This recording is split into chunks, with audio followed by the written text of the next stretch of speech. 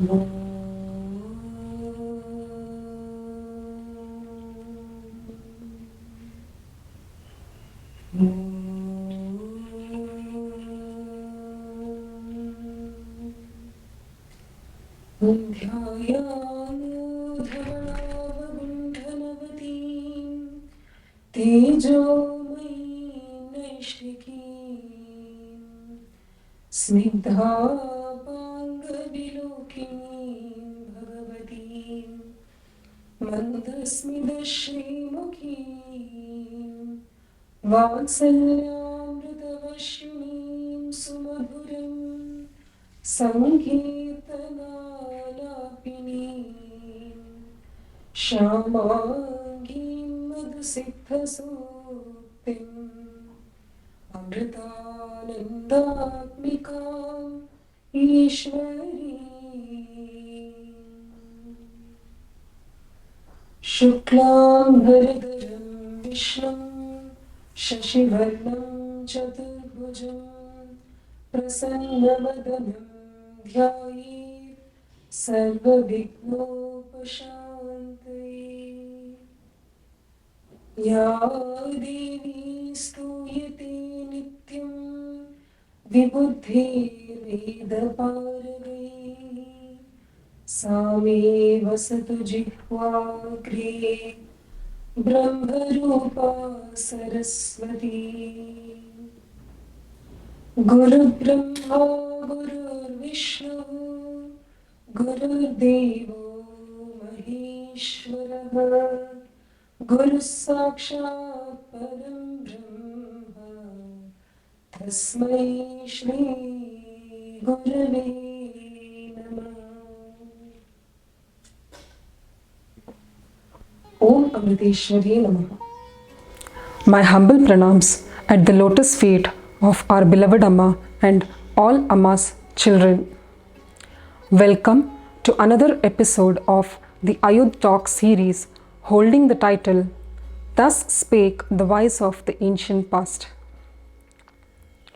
We have all been listening to numerous talks and discussions by our Swaminis, Swamijis, Brahmacharis and Brahmacharinis on various topics like Brahmavid Brahmeva Bhavati, Nimitta Matam Bhavasajya Sachin, Mama Maya Dhrityaya and Ramarajyam from Amritapuri under the guidance of our beloved Amma.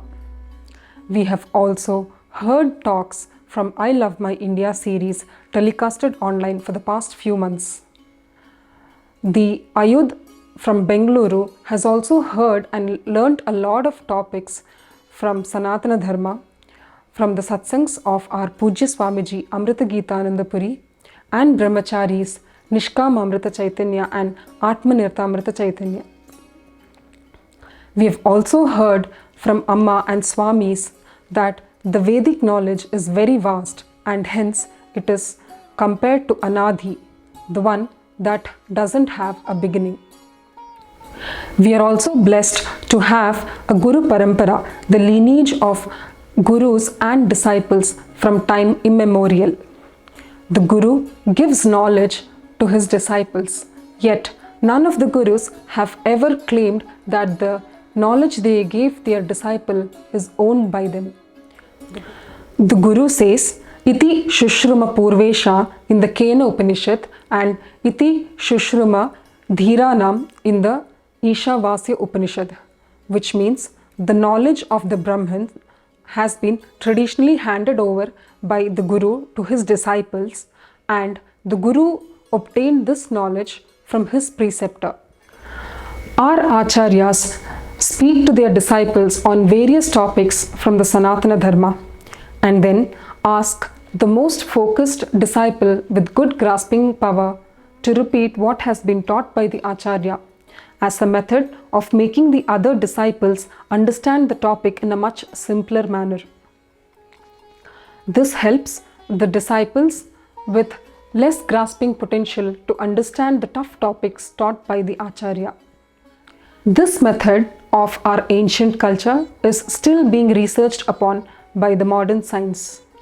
Also, I would like to add upon another point that today Most of us use our mobile phones and laptops to jot down satsang points, whereas during the ancient times, the disciples would have the power of Shravana, the ability to become good listeners, and Manana, the ability to understand the topic clearly, and Nididhyasana, the ability to contemplate on what is being heard.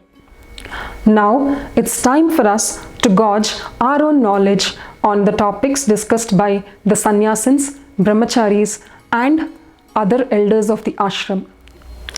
So here I am introducing you to our Ayudh member, Srimati Priya Bharat, wife of Bharat Manohar, to discuss about the topic youth power and morality.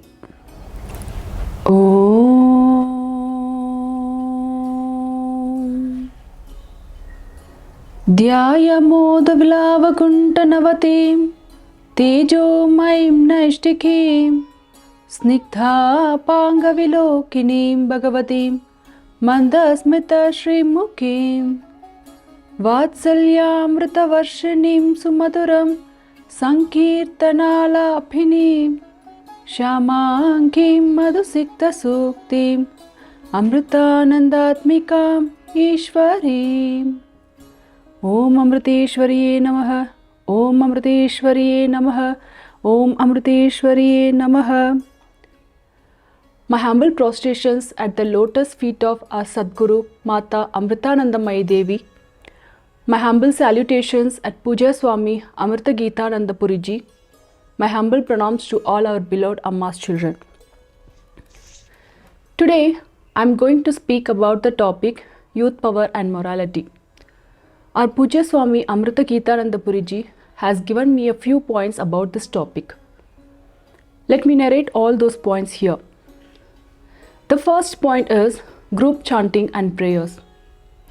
During Amma's program, all of us will sit together and chant Sahasranama and Ashtotram, especially in the presence of our Divine Mother Sadguru Mata Amritanandamayi Devi. When we sit and chant together, it will be more powerful and vibrant.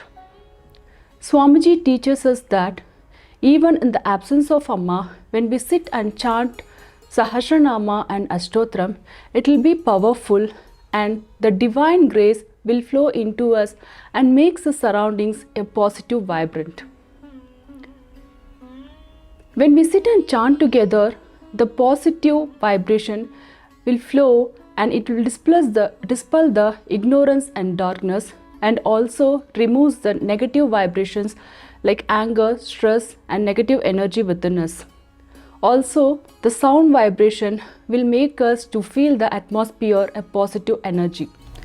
Here is a good example we can relate to us. When we enter into the temple, automatically we can feel the bliss and divine atmosphere. It is because of the continuous Vedic chanting and mantras chanted by the priest over the years. Due to this, we can able to find our mind very peaceful. Also, we can able to focus and concentrate, also introspect the divine atmosphere. Amma always says that our thoughts has become immense power. Our atmosphere around us filled with vibration. I'd like to narrate a small example from Ramayana. When King Dasrath comes into the palace and asks for Kaikeyi, they said she is in Krodhalayam. Krodha means anger, Alayam means room. Due to anger, Kaikeyi retired herself in Krodhalayam. In olden days, people, those who are getting angry, they will isolate themselves in a separate room. Due to anger and stress, they don't want to spread the negative vibration around the surroundings. Once they get calm and get out of the anger, they will come out of the room. Swamiji also emphasized the importance of collective meditation and prayers. Amma takes us through every day the collective meditation 5 p.m. and it will spread all around the surroundings a positive energy, vibration, joys along with. We can also benefit with such practices, and due to this collective meditation, we can able to focus and concentrate, and it will help us to reach our spiritual growth. The second pointers are youngsters, they are one big group. They don't have any ideology of being different groups. As Amma's children, we all are one big family. We can consider ourselves a big family because of two main reasons. One is Amma's mantra. We all received Amma's mantra. She sown a same seed in each one of us. That is how, even though we have a different biological mother, what is common in us is her fraction of power within us. When we chant mantra regularly, we can able to adopt to the situation, and also we can show the compassion towards the peoples and surroundings. The more we chant mantra, the more powerful it becomes. When we chant our mantra regularly, we can able to produce into the surroundings the compassion, love, passions with every one of us. The second lesson is, Amma always says that every individual has a divinity and the divine spark. Amma never seen the individual through the characteristics but through the divinity. And this will help us to grow out of all the differences. Swamiji said that God created variety, man created differences. Also, Swamiji emphasized unity in diversity is university. We all must remember this throughout our life, and as Amma's children, we should be united. The third important point is, when you are good enough in the society, you will be left alone, like Vibhishna. Vibhishna is the younger brother of Ravana. He always follows the path of Dharmik, and he is a great devotee of Lord Rama. Vibhishna advised his brother Ravana many times, but he didn't listen. Though he is in a path of Dharmic way, he was left alone in Lanka. Swamiji says that the lotus flower is a symbolic example for this. The lotus flower is surrounded by filth. It emits filth, but it will not affected by the filth. Swamiji also emphasized that as Amma's children, it is our responsibility to support each other, those who are left alone in the society. Not only in office, colleges, also even in school. And we should be unite together and support them and stand along with them. In my life, I personally experienced the same situation. When I was doing good, I left alone. That time, I was far away from my family. Nobody is there to help and support. After I started coming to our ashram, and after hearing so many satsang from our Swamiji, I feel I have one family. And after being in Amma's family, I have our ashramates, Ayudh members, and everyone to support and stand when I was in the difficult situation. Through the satsang, I have understood that as Amma's children, if anyone is being in that situation when they are doing good and left alone, I will go and support them, also stand along with them. The fourth important point is overtime work. In the corporate world, they squeeze the employee, make them work hard and extract work from them, but they are not paying for the overtime. As Amma's children, we should stand, unite and go and fight for the injustice. Our youngsters, they'll do overtime and come back home late at the night, even in 1 a.m. or 2 a.m. This including the girls. Though they are coming in a cab, it is still unsafe. It is our responsibility when we see the injustice, we should go and fight and we should ask the higher officials and the grievances cells. I conclude with Amma saying, Amma says that all our youngsters should learn the importance of our culture and heritage. It will help us to be proud of our culture and heritage and brings us together and united. Om Amriteshwariye Namaha. Let me take this opportunity to thank Srimati Priya Bharat for enlightening us about having the attitude of togetherness as Amma's children and following a dharmic life. Also for stressing upon the importance of group chanting and prayers. Now we have Shri Bharat Manohar who would be discussing with us on the topic how to get Amma's grace. Om Amriteshwariye Namaha. Om Guru Brahma Gurur Vishnu, Gurur Devo Maheshwaraha, Guru Sakshat Param Brahma, Tasmai Shri Guruve Namaha.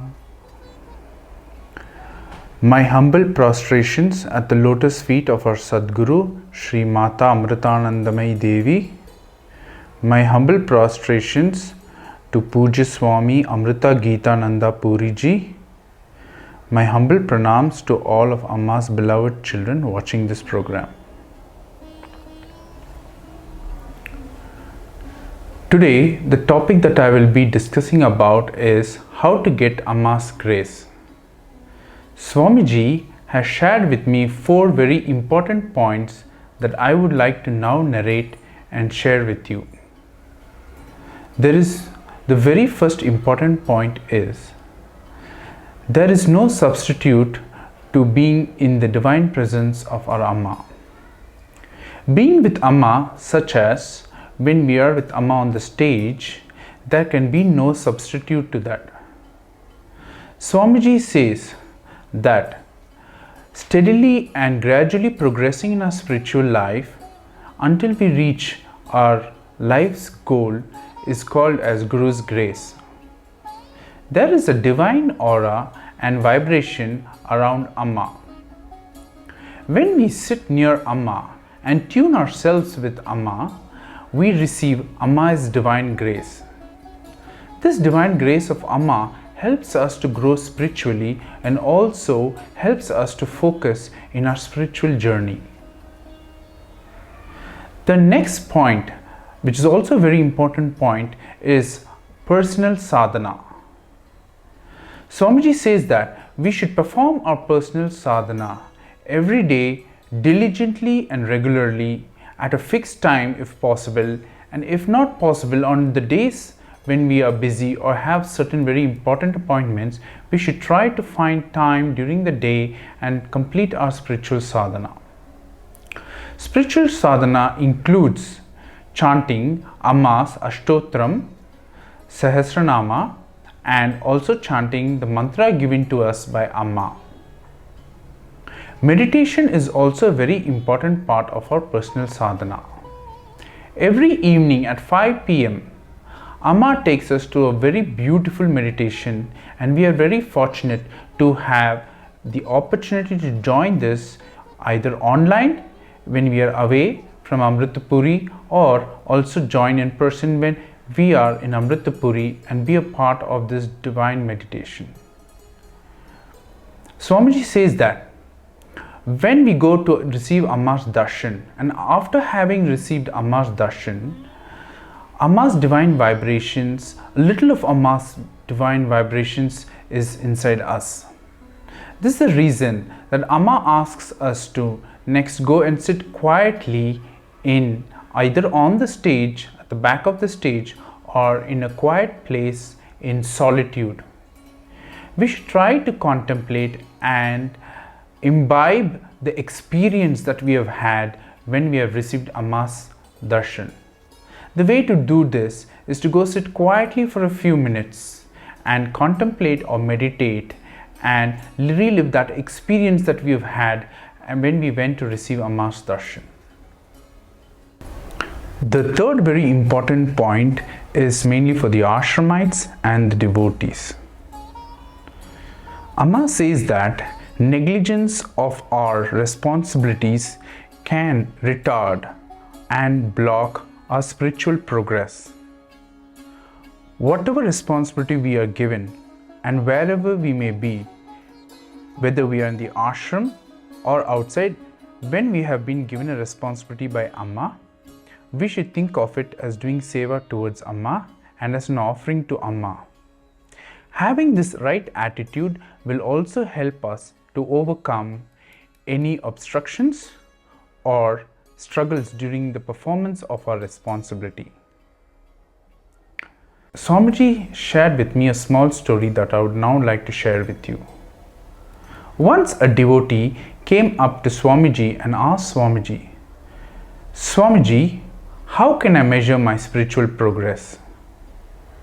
To this, Swamiji replied that the best way we can measure our spiritual progress is by observing our mind when we are interacting with the world. For example, when we interact with our surroundings, either at office, in school, at home, or elsewhere, we can try to observe our mind and see how we respond to the situation and to the other person. Are we bringing out the positive qualities such as patience, compassion, and listening with attention and care? Or are we simply listening but not showing real concern?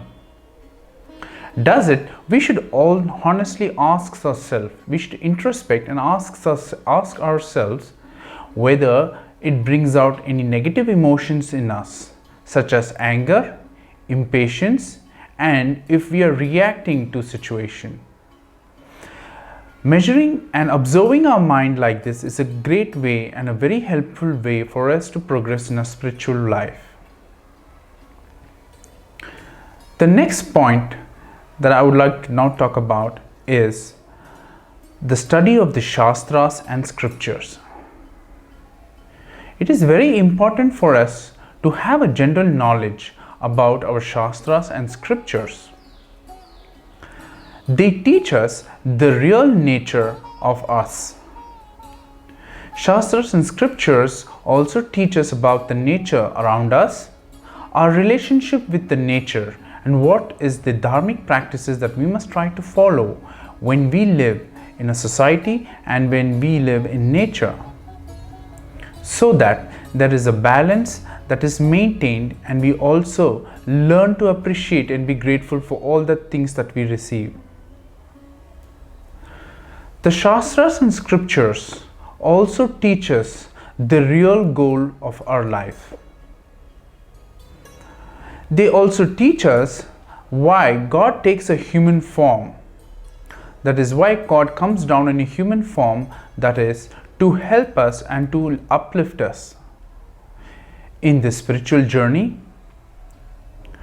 The Scriptures also teach us the need and also makes us understand why we need a guru in our personal life, because a guru is the one who will help us reach our real goal in this life. As we gradually and steadily progress in this life until we reach our real goal, this can happen only through the Guru's grace. I would like to now share a small anecdote or an example in the form of a story. Any machine nowadays or a device comes with a manual. The manual shows us and teaches us how we can best use the equipment or the machine efficiently and also effectively. Similarly, Shastras teach us that we are not a small device, but we are a 1 million GB device. Shastras is a manual that lets us bring out this positive energy from within us. Without that, we may not have a real understanding of our inner potential. With these last words, I would like to now end this topic, that is how to receive Amma's grace. Om Amriteshwariyai Namaha. Thank you, Shri Bharat Manohar, for educating us about the necessity of having a Sadguru like our beloved Amma and the importance of personal sadhana and scriptural studies. May we pray to Amma that we be able to follow our responsibilities as Ashramites. Now we have Pratibha Rao, who would be talking to us about the beauty of India and Jivan Mukti.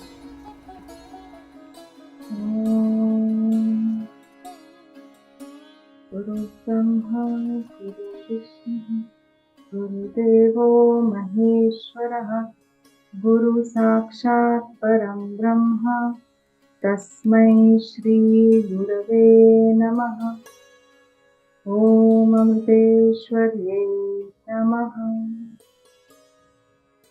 My humble prostrations at the divine lotus feet of beloved Amma.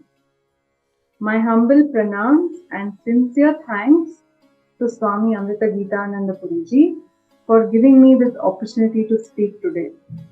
My pranams to one and all watching this program. Praying for Amma's grace. We will now discuss the key points of the two topics, Beauty of India and Jeevan Mukti, which were already discussed in this series. Starting with the key points of the topic, Beauty of India, the spiritual bliss on earth, which was given by Brahmachari Tattwamrita Chaitanya Ji. India is the land of an unbroken lineage of Mahatmas and sages. Just setting foot in this land requires the blessings of our past actions. People who come here feel they have arrived home. India satiates the heart of a seeker in search of answers. In Sanatana Dharma, God is seen in everything. It is very clearly written in the scriptures. Isha Vasyam Idam Sarvam, meaning God is present in everything. India has a rich culture of worshipping all of nature, be it the trees, the rivers, the animals, or even the systematic pujas conducted in temples. The best example around us is Amma. We can see this notion of everything being imbued with divinity in Amma's actions. We can just watch the way Amma bows down to everyone before sitting for meditation. The way she touches even the microphone before and after use, worshipping the God even within the microphone. In Sanatana Dharma, there are 4 traditional stages of life, also known as the ashramas. Brahmacharyam, which is a celibate student, Grihastham, the householder, Vanaprasthan, who is the hermit, and Sannyasam, the renunciate. By going through these 4 stages of life, we can acquire and imbibe all the lessons that the world can teach us. Sannyasa being the fundamental goal of spiritual life, wherein one's mind is totally devoted to God, free from attachments, free from likes, dislikes, and their sole concern being to attain moksha or release from the cycle of birth and death, and living for the benefit of the world. And we can see this in Amma's sannyasis who are given to the world for serving the purpose of the world. Amma is constantly telling us that creation and creator are not two but one.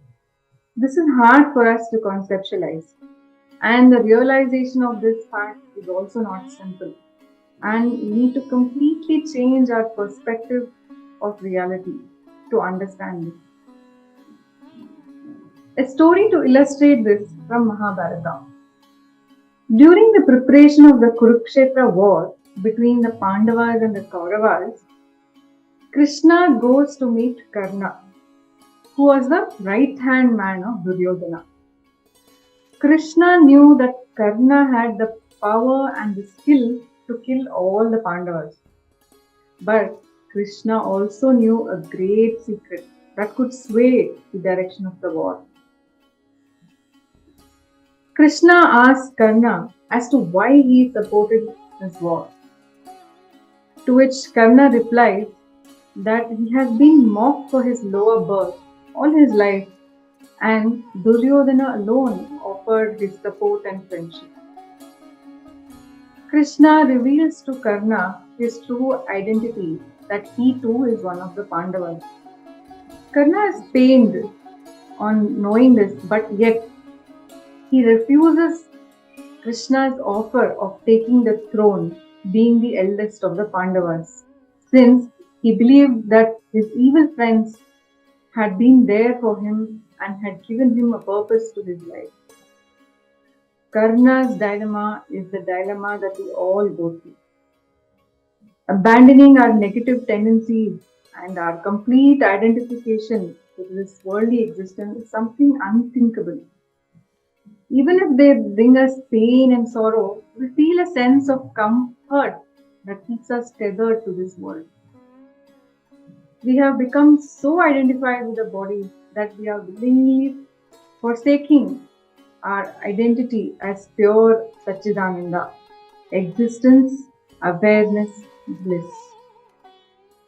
Lord Krishna had himself come to take Karna by hand and tell him of his noble birth, but yet Karna does not abandon his sins.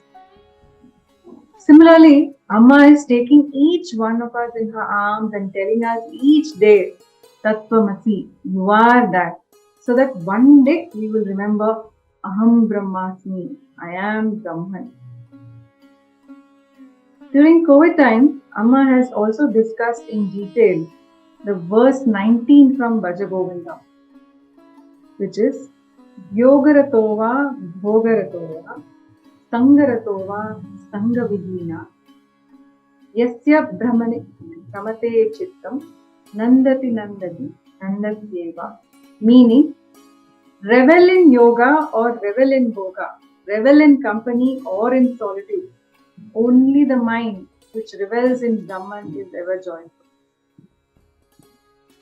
Amma has given us this verse to create the awareness that the bliss of oneness in Brahman is awaiting us always. Amma is always pushing us from our comfort zone by changing the satsang subject or changing our sevas, wanting us not to be at ease. Amma is always established in Brahman and wants us also to understand his joy. We are either constantly running after pleasure or we are running away from pain. Only when ignorance is removed by knowledge, we can make way to our true self, which is limitless bliss and joy. We have heard a common saying which says, if we take one step towards God, God takes 100 steps towards us.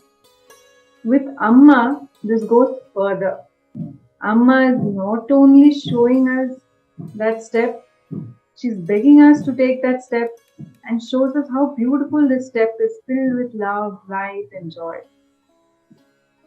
Amma can want us to know the self and can keep pushing us, but at some point we have to want it. We have to want self-realization more than the external pressures or even the enlightenment of Shastra, and then dive deep into self-inquiry. On a concluding note to this topic, with the unbroken lineage of Mahatmas, the history of avatars, and the living spirituality of Sanatana Dharma, the beauty of India is immeasurable. The grace of Amma's birth has made India the spiritual center of the world. Moving on to the key points of the topic, Jivan Mukti and impermanence of heaven and hell, which was discussed by Brahmachari Mitramrita Chaitanyaji. Adi Shankaracharya once visits Varanasi and he finds a great Sanskrit scholar chanting some grammar verses. Adi Shankaracharya looks at this and scolds this scholar, not with the intention to insult him, but to convey to him that this is not in line with the higher purpose. This particular scene that happens in Varanasi is the origin of the composition of Bhaja Govindam. Bhaja Govindam, Bhaja Govindam, Govindam Bhaja Modamate, Samprapte Sannihate Kale, Nahi Nahi Rakshati Dukrin Karne. Meaning, O you fool, rules of grammar will not save you at the time of your death.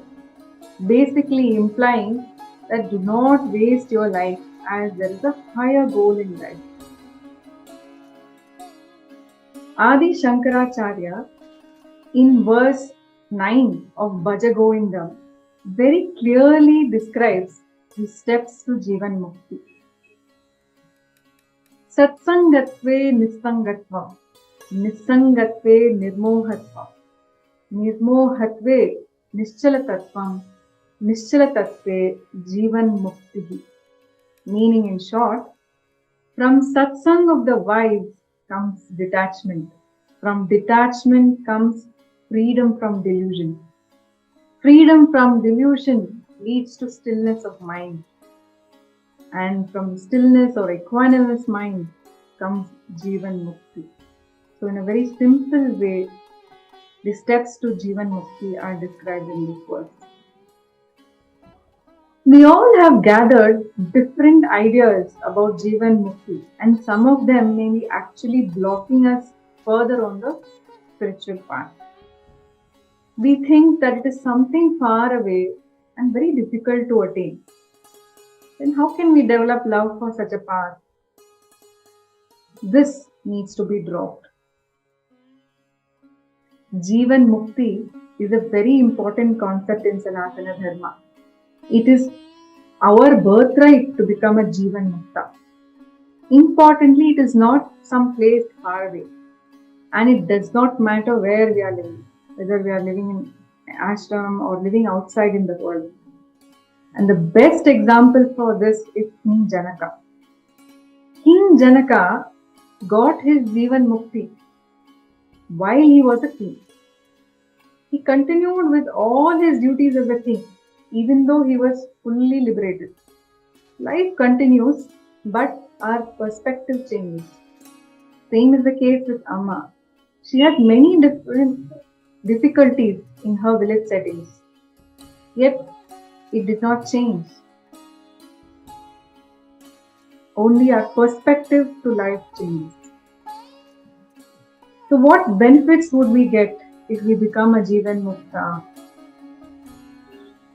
The situations may remain the same, but how we look at life will change. Secondly, we'll be liberated from ignorance and liberated from all our negative tendencies.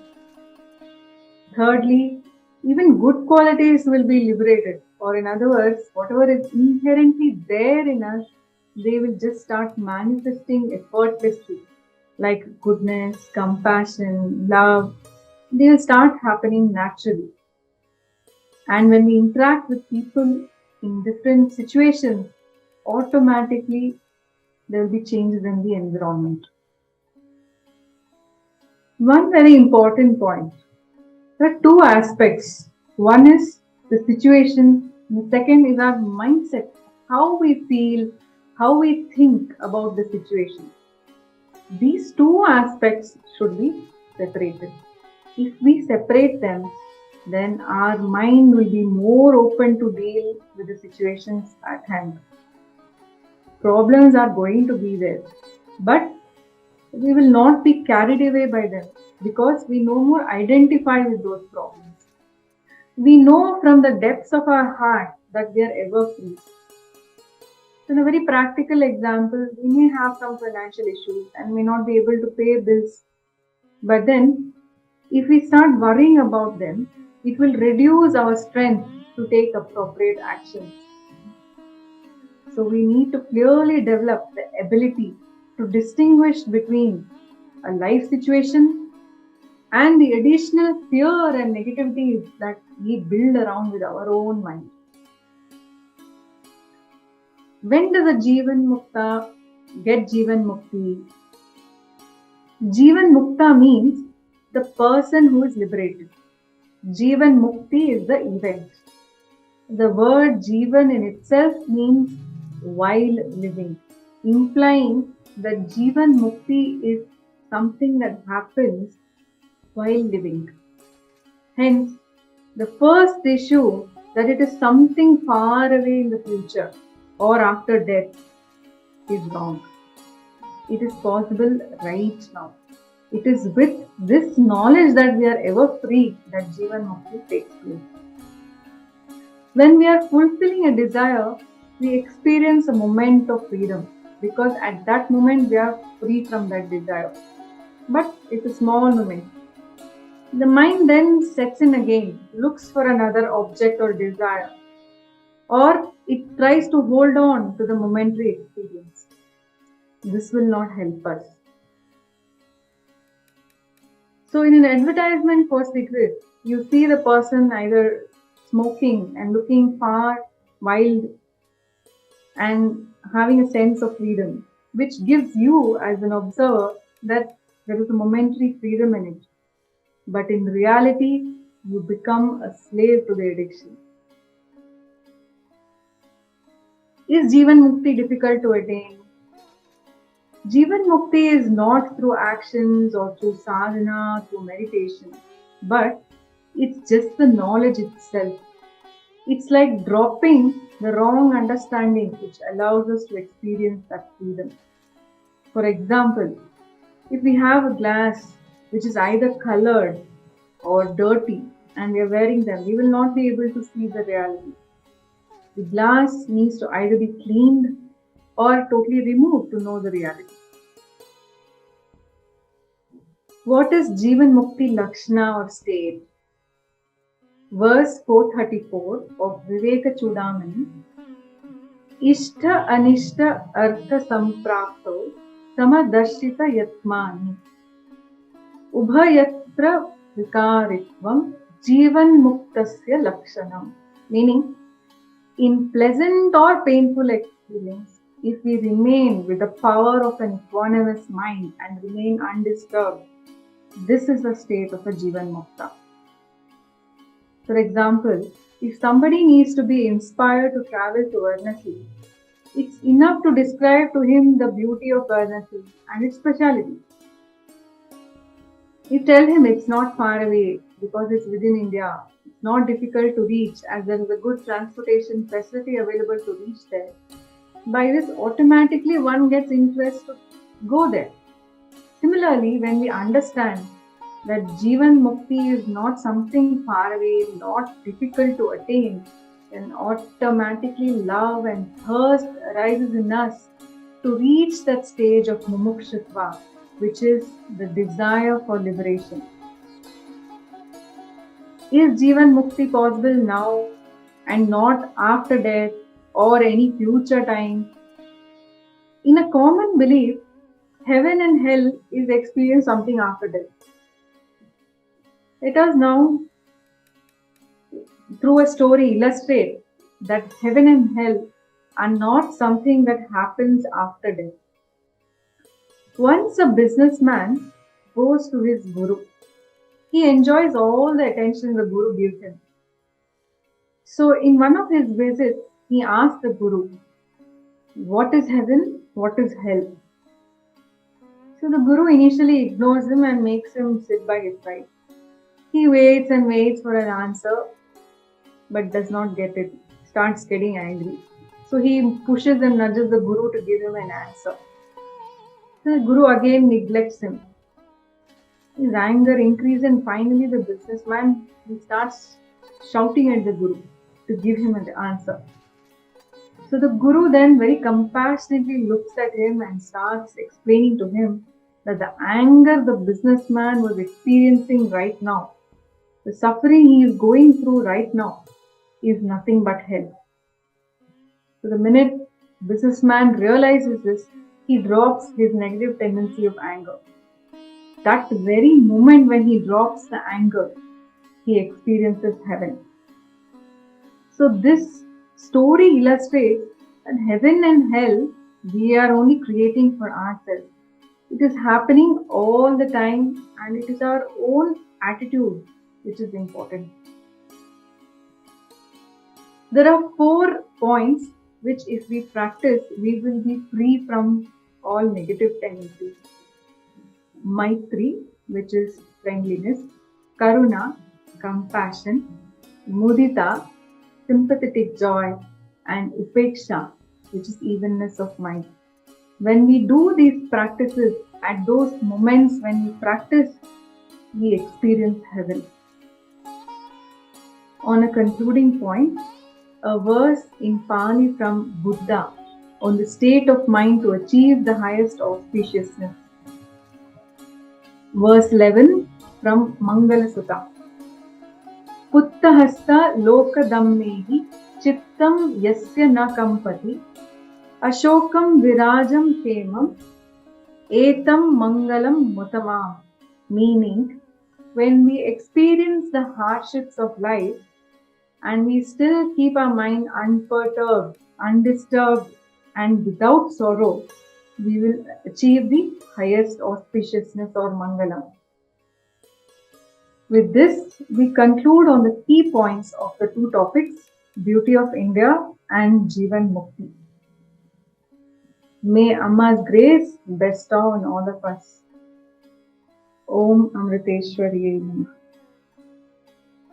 Thank you, Pratibha Rao, for explaining to us how very blessed India is in having a living Mahatma like our beloved Amma, and how we must utilize our present moment by having a balanced mind, unperturbed by the situations surrounding us to attain Jivan Mukti. Om Amriteshwari Namaha.